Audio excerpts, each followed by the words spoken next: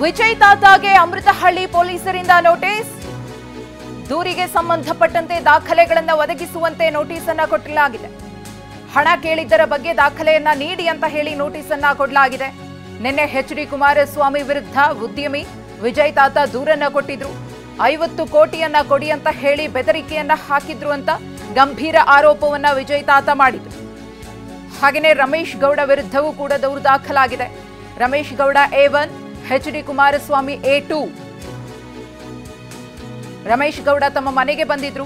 ಈ ಸಂದರ್ಭದಲ್ಲಿ ಮಾತುಕತೆಯಾಯಿತು. 50 ಕೋಟಿಗೆ ಡಿಮಾಂಡ್ ಮಾಡಿದ್ರು.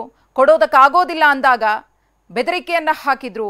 ಬೆಂಗಳೂರಿನಲ್ಲಿ ಹೆಂಗಿರ್ತೀಯೋ ನೋಡ್ತೀನಿ ಅಂತ ಹೇಳಿದ್ರು.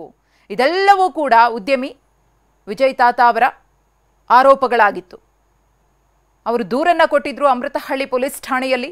ದೂರಿನ ಅನ್ವಯ FIR ಆಗಿದೆ.